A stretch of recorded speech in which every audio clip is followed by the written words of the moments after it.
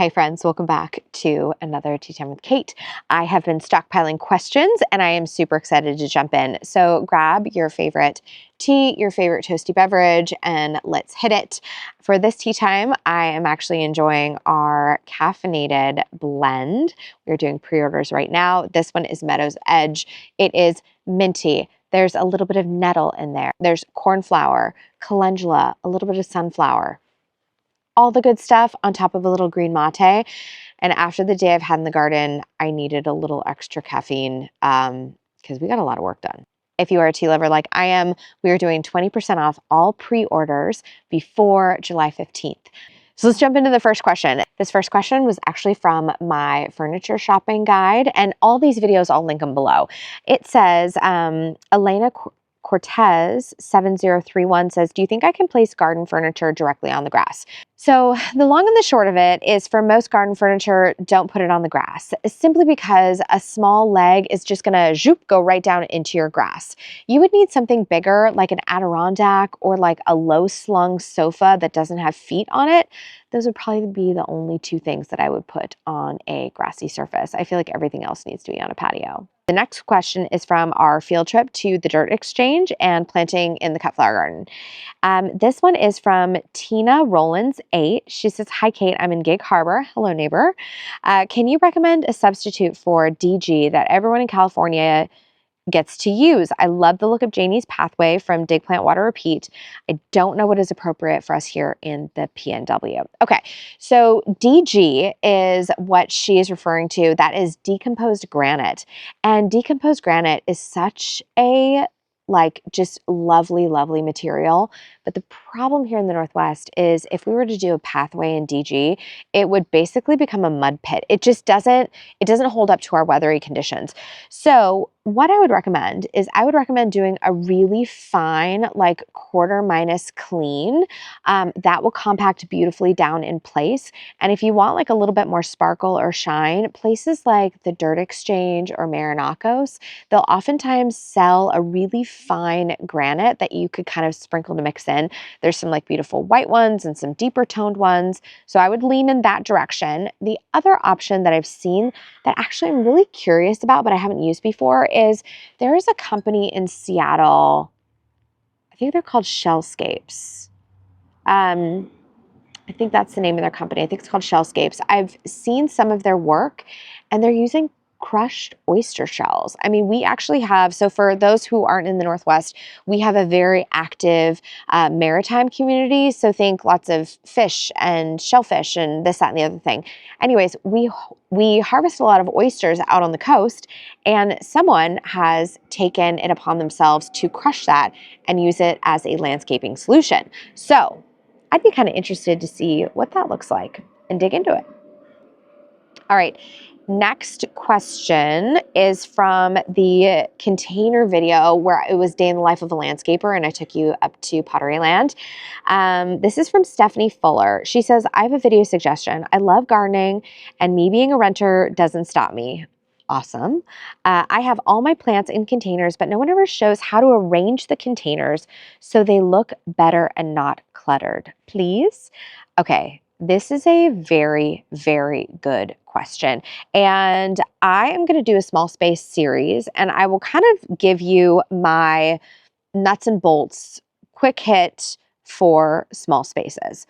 When you have containers in small spaces, actually, anytime you have a plethora of containers, it can look a mess. So here's what I want you to think of. This is another application of container geometry. So for example, let's say you have 5 containers. If you just line all 5 up on a table, that could look really cool. But if you line all 5 up on the row, they look like wayward ducklings. And so I always think of what shapes am I creating? So it could be that if you're a renter and you have like a small apartment, I would bring in a riser and I would do maybe like 2 on the top and then 3 on the floor below it. basically what you're wanting to do is you're wanting to create a lot of zigzag patterns, create triangles, create a lot of lift. So if you have all pots that are the same size, it's not going to be effective and it's not going to be an aesthetic display. Get some lift under there. Figure out, okay, I have a pot stand that's this big. Okay, I have another pot stand that's that big. Anytime you can lift pots and again, create those triangles, create those great zigzag shapes, that's going to be the key to making all of your containers look purposeful. I also have seen really beautiful, they almost look like bleachers that you would have in an auditorium where you have like several different layers. That can look really lovely too. So I hope that has helped. Okay, next question is from Pamela Rose 4977. It is also from that same video. She says, is Pottery Land wholesale or retail? I live in Puyallup and want to go. Are prices affordable for the homeowner? I would say absolutely. So in terms of pricing, I think it goes without saying that when you're shopping for containers, these are investment pieces. This is jewelry for the garden, and we need to buy something of quality because it's literally going to sit outside all year long. So the teeny tiny containers, you might be able to find those there for $30, $40, and we're talking just the little tabletop guys like this. I think my centerpiece was 40, 45, somewhere in there. And then, of course, they go on up from there. The largest pieces, you're going to be looking at probably $300 for and up for really large pieces. They do sell some Corten steel, which is the most expensive of their containers, and those are in the $500 range. So there's kind of a little something for everybody. And I always recommend when you are shopping for containers, take your budget to the limit. If you can afford a $400 container, don't buy three, $100 and some odd containers. Go for a singular $400 container or go for a duo. But take your budget, stretch it as much as humanly possible, buy as big as you can. So Pottery Land does offer wholesale and retail. So they sell to what I would be considered, which is the trade, but then they also sell to the general public. So I literally am right along there with you, shopping side by side many, many days. And they're fantastic. And in terms of pottery, I find that their prices are very reasonable. So Manuel direct imports. So he's bringing in his own shipping containers versus going through a third party, which a lot of other retailers will tend to do. So I do find his prices are extremely competitive. The other thing that I did is when I was shopping for the table setting for this new outdoor table, I went by Home Goods and I was literally shocked by some of the goodies that I found. I'm going to insert a clip of just the plethora of gorgeous, gorgeous containers that I was able to find there. The one thing that you really want to take into consideration when you are visiting someplace like Home Goods that is not a pottery retailer is two things. Number one, I love the containers, the pots that come out of Vietnam. They are fabulous. They're always super high quality. The other thing is we will get a freeze. And so make sure when you're shopping for your containers, look for things that say frost proof.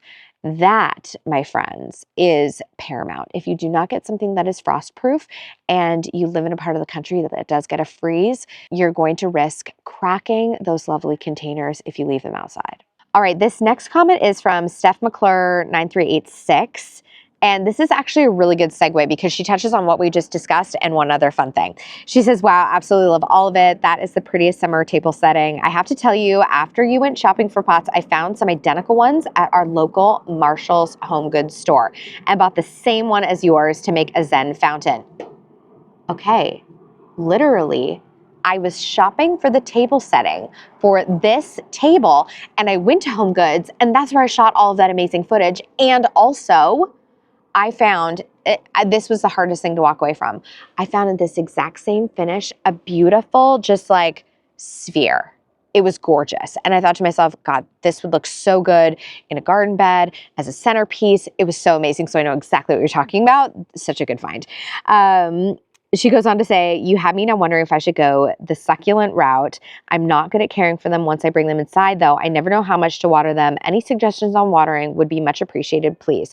Oh, and let's not forget what a bargain you got those for. It would be well over $100 here in SC, which is it Southern California, South Carolina? Unsure. Great video as always. Okay, I love all of these questions. And here's the scoop.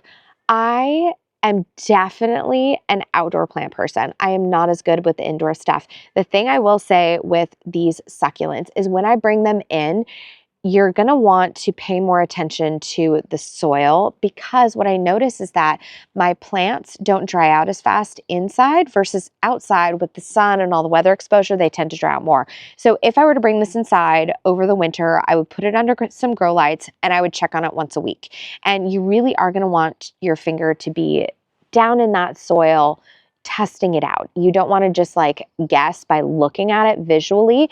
And I will probably, gosh, I might end up watering this once every 7 to 10 days at most. It just kind of depends, but I do want the soil to dry out between waterings. Oh, and by the way, along with all of this, I did end up getting all of the plates and cups at Home Goods. They had just the most bananas awesome selection of outdoor stuff. It was so much fun shopping through all of their goodies. And the plates, I'm not sure if you saw them up close, but they were an oyster pattern, and I love oysters. And we decided to go with mix and match cups because I just thought it added such vibrancy to the entire thing. Okay, Rebecca Valikoff 1581. First of all, you had some really interesting insight in terms of color analysis. That's something I am endlessly fascinated with. But you were also wondering about the soil I used in this arrangement. You said regular or cactus soil. Patty Cakey 1 also had this exact same question. She said, thoroughly enjoyed this video, makes me want to build a bowl. I might have missed it. What type of soil are you using for the bowl and succulents? Okay, all I had on hand was regular, and so that's what I used. However, would cactus soil be better for this? Absolutely. The one that could really stand either is this sedum right here, this dazzleberry, and the portulaca, the white flower on the other side. Those, I would have no problem throwing them in regular soil. And then with all the other succulents, I would prefer a cactus soil. But for me, I just use what I have. It just means I let it dry out more, but I'm never really concerned about it. Okay, Julia Morrissey 5541 asked, are you able to leave this dining set out over the winter or do you store it? I love the table setting and centerpiece. Thank you so much. So we actually purchased a really awesome cover from Yardbirds for this table. It is like incredibly thick and totally lovely. And I even love, there's like a little flap for the umbrella. We don't have one here, but obviously the umbrella would come up here. And then there's actually a zip that goes all the way down the side. So you don't have to remove your umbrella and you can still put on the cover. We will leave the dining room table covered and outdoors. It has a generous warranty on it. And I'm not concerned about leaving it outside. The chairs, one of the other selling points to these chairs is they are stackable, and we live in a home that is on the smaller side. And so these will be stacked and stored in our basement, and then we will bring them out in the spring when we are ready to use this table again. Oh, final note, a lot of you also said that you are thinking of copying me. Feel welcome. Feel welcome. This is what these videos are for. Happy to have you copy it. No problem at all. All right, next question is from Maria Gonzalez, NW8HR. Hi, Kate, I'm a new subscriber, and I would like to know the name of the trees in the back of your roses. And she is talking about these ones right here. This is an Irish yew. The botanical name is Taxus fastigiata, and they are one of my favorite hedging plants, if you are curious. I have several favorite hedging plants. This would be top of the charts. They are very well behaved, and the fastigiata stay a little bit more narrow, and of course, they're the upright variety. Okay, next question is from Heather McElroy 7171. She says, hello, I love Mexican feathergrass. However, I'm seeing older plants rot in the center and it spreads like crazy in my garden. How do you keep your Mexican feathergrass nice and from taking over? I live in zone 9A, California, similar to Janie, and like her, we have clay soil and drip irrigation. Okay, so this is one of those things where a plant in my climate is much better behaved than the same plant in your climate. And this happens time and time again. You know, there are plants that I can't plant in my garden because they are practically invasive. So with Mexican feathergrass, mine is very well controlled. I do tend to cut it back each year. and I don't have a whole lot of issues with it spreading seed. Now it is going to set seed head, and left unchecked, those will blow willy-nilly, but I don't have a problem because I'm in here often enough that I just pull up all the little new tufts. Now, in terms of seeing older plants rotting in the center, this is a dividing issue. So perennials and grasses really do love to be cared for and divided. And so if you have a Mexican feathergrass that is dying in the middle, that means you need to actually like pull it up, chop that sucker in half, rip off all the dead, and then plop her back in the ground, just the good chunks. Everything else you can kind of throw away. Same thing happens with a lot of perennials. They'll end up getting kind of dead in the middle, or like an Iris siberica, like so a Siberian iris, you'll see them. They'll grow in a big old circle, and then the middle will be completely dead. So this is just something that if you're growing some of these grasses and perennials, you do want to divide them. Your plant actually totally loves it. Okay, next question is from Brenda Morrison, 8671. She says, more info on the waterproof labels and the white plant tags, BTW. Love your podcast. Thank you so much. That I think is the podcast that I did with Janie from Dig Plant Water Repeat. It was super fun. I think the thing that I love about hanging out with Janie is that the more we hang out, the more we chit chat, like just the deeper into who we are as people and who we are as gardeners come forward. So it's just a really fun chat. In terms of the labels, let me see if I can link the labels in the description below. And then that label maker, that is simply a P-Touch. I think it's made by Brother. They call it the P-Touch Labeler. And I'm using the clear label and it just writes in black on it. And what's so funny is I was actually loading up my label maker to do another project. I can't remember what I was working on. But I looked at the box of the label and it says for indoor and outdoor use. And I was like, hold up. Wait a minute, because I hate wasting. I hate the idea that I'm going to buy those big labels for one season and then pitch them. It's just so wasteful. So in any event, this is my first year trying this new labeling system by placing the labels on it. But I was also thinking, why couldn't that work? Because I've used it in my pantry on like all sorts of containers for years and years, and it's worked fine. And I've washed those plenty. Next question is from, oh, this is so funny. It's labeled as coming from Eric W8264, but apparently that's your husband. She says, thank you for sharing your garden and planters. Love your style. I'm obsessed with your Sedum planter. I'm going to copy you. Is fertilizer necessary? Also, have you started Mexican daisies from seed? I can't find the plant in zone 6B, Ohio, anywhere. And this is D from Ohio. Okay, so I have not started them from seed. However, they readily seed themselves. So I would be shocked and amazed if they were difficult to grow from seed. And in fact, I don't know if any of you are familiar with Sarah Raven. She is a beautiful gardener out of England. And Sarah Raven will routinely start her Aringeron from seed, and she does big, huge, blousy pots with it. In fact, if I was doing a cluster of pots and I had this succulent bowl and a big bowl of those Mexican daisies, the Aringeron, like spilling out of it, that would be the most stunning pairing. It would be lovely. In terms of fertilization, all of these things don't really need a lot of fertilizer. I mean, after they're in here a while, I might throw a little fertilizer on them. But sedums in particular, they are such workhorses in the garden, and they can totally take so many conditions. They don't need a lot of fertilizer. In fact, when I plant sedums in my garden, I purposefully skip fertilizing them because they kind of like the abuse, if I can say that. If I can be so bold. Oh, and she is talking about the Aringeron, which is, some people call it Mexican fleabane, Mexican daisy, but it is in my front border, and I showed it in my January garden tour. And we call it January because, again, it's June and it's raining. So we always refer to June in my household as January. Okay, next question is from Mucker OQ6PU. Hi, Kate, new sub here. Love your passion for the garden. Question, can you put a link to the weed barrier or let me know on Tea Time with Kate on Sunday? Okay, I will do both for you. So first and foremost, that is from Greenhouse Megastore, Greenhouse Supply, something like that.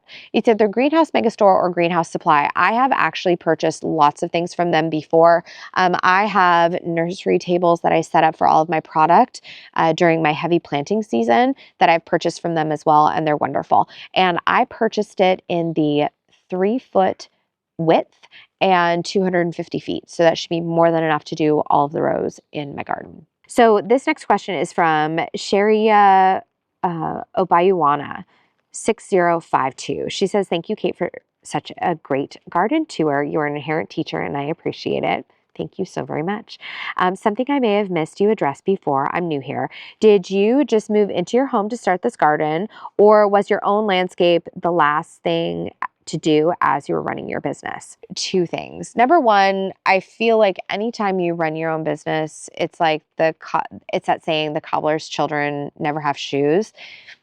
It's the same thing. So we moved into this house during, right at the beginning of COVID, right around there, and did nothing with the landscape until this past February. So up until that point, and maybe I'll link to the first renovation video below, but it was grass all the way up from the sidewalk to the house, and then random little flower beds along the side of the house. And for the first couple years we were here, I had a pot by the front door, and I would throw, leftover plants in the front beds, but there was nothing purposeful. So this is the garden's second year in place. So last year I would consider that the first year. That's really the infancy of this garden, and this is really the second full year where they're starting to wake up. They're starting to come alive. So that's the history of this front garden. So the last thing I wanted to mention here is I have never actually had my own garden formally done. So, in my 10 years of business, this is the first time I've actually afforded my own landscaping. And so it feels like a just beautiful privilege to be able to do this.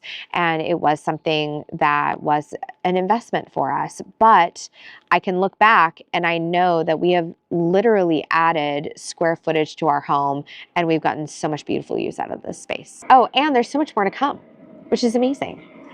Okay. This next question is from Pat Sampson, 6990. She says, such lovely rain. We are having more. We need some here in North Carolina where I garden. I wish I could send some your way.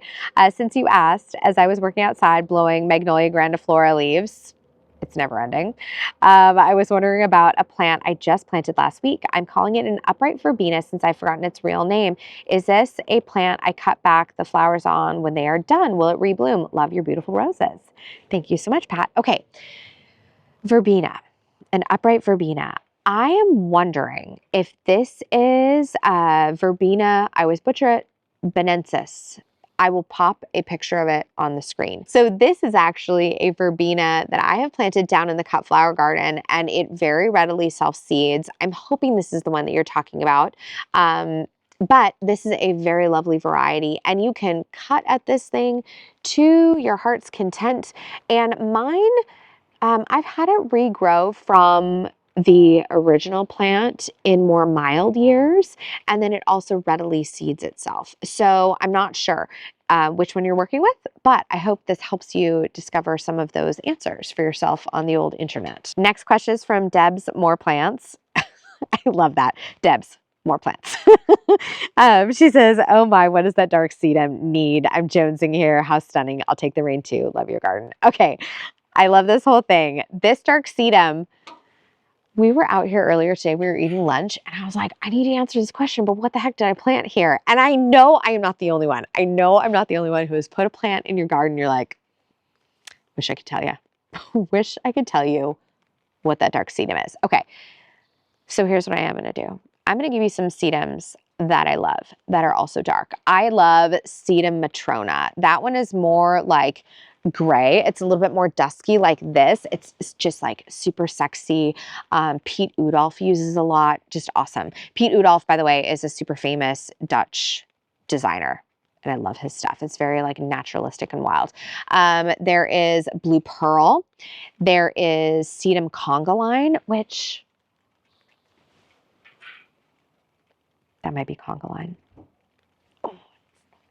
It might be conga line. I don't know. I don't know what it is. There is also one called Chocolate Candy Drops that is super great.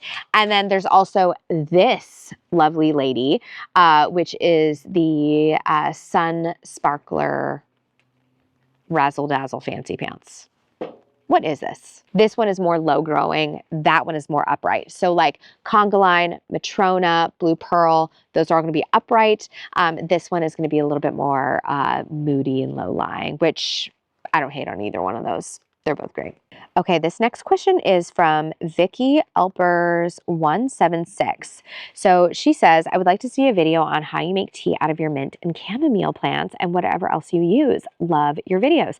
I always pick up a tidbit here or there, like planting zinnias or cosmos in blank spaces where nothing has come up. Okay, I am going to actually plan, I think, gosh, Brian's been wanting to do some shorts, so I might do some shorts on it. Okay, so here's the scoop. With teas, you can do a lot of them dried. So like your Tulsi basil, your chamomile, mint, I can easily dry all of those towards the end of the summer, or even like actually as I go throughout the summer.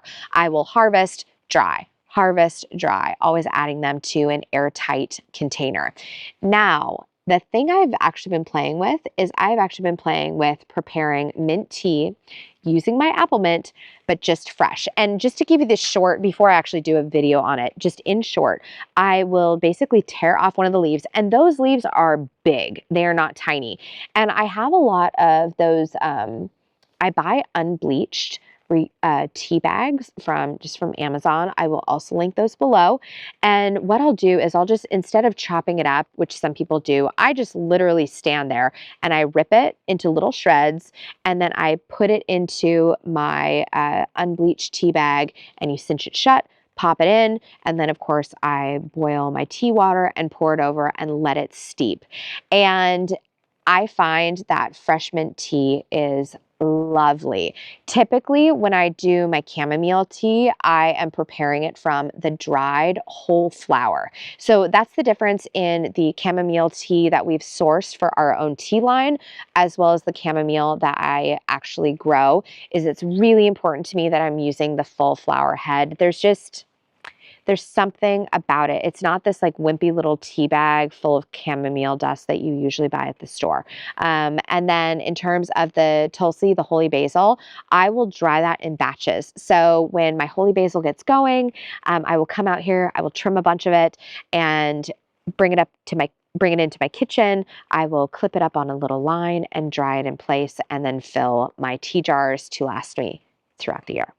And then I will prepare it from its dried form. I do the same thing with lemon verbena and lemon balm and gosh, all sorts of other little ones. Jagoda Parrich Anderson, 5058. Hello, Jagoda. Love seeing how your garden is growing, as well as where Ma Nature takes the lead and says, nah, not this one. She says, I'm learning a ton from you and enjoying spending time with you as you garden. I'm new to growing dahlias. Awesome. Congratulations.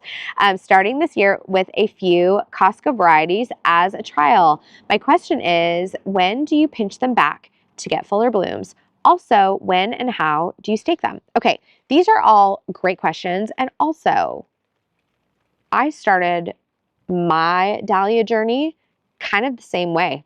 Costco dahlias. They're just a really easy way for you to get your foot in the door and try something without investing in specialty tubers and this, that, and the other thing.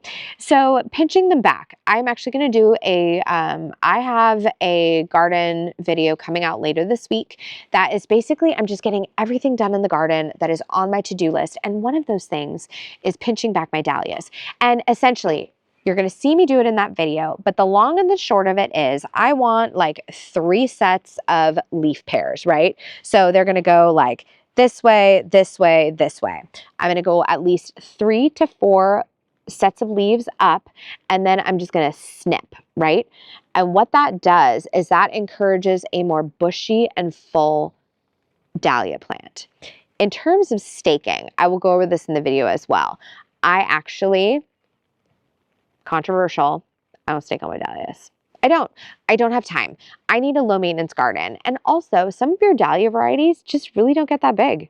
A 3-foot dahlia, I'm not concerned about it. Now the dahlias that are like dinner plates where they're super heavy, or I have some dahlias that will get 4+ feet tall.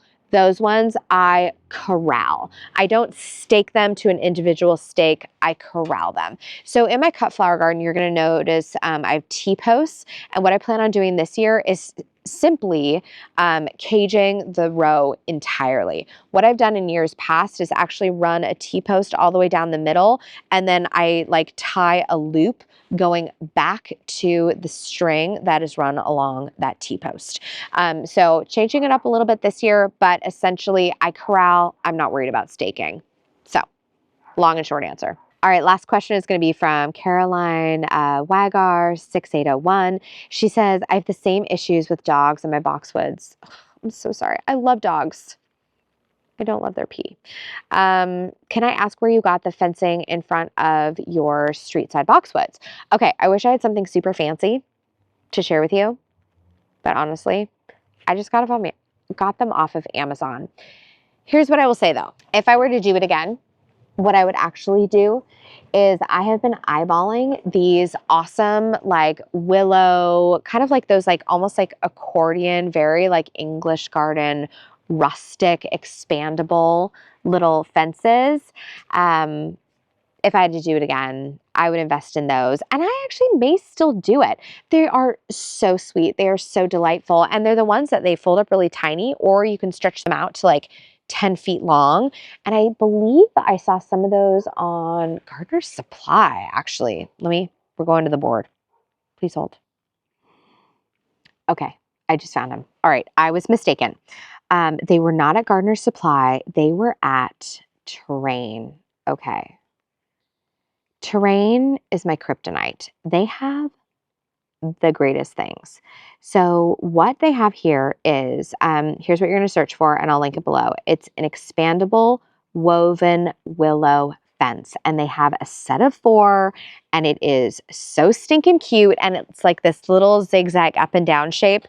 I mean, I think if I were to do it again, I would just do this. I would do this because it's right at the front as soon as you walk up to my home, and it's just like rustic and lovely and old-timey. Love the whole thing. So if I were you and you had some extra to spend, that is what I would do. Otherwise, this is from Amazon, and you clip them together, and we just ran it right along the front. And essentially, we're on season 2 with this fence, and I think it's working. So, and it's black. It's discreet. I don't want to call attention to it. It's not some sort of statement I'm trying to make. So in any event, that is what we chose to use, and it's worked out well for us so far. Friends, that's going to do it for me. I'm going to go inside and finish my tea. Thank you so much for being here. Thank you for your questions. Thank you for making me giggle. Some of these comments I'm just howling over, and it's just so fun. It's just so fun. They really give me so much life. So thank you for always being here. I appreciate it. I'm going to let you go. I'm going to see you in the next one. And in the meantime, as always, please say hello to your garden for me. Bye.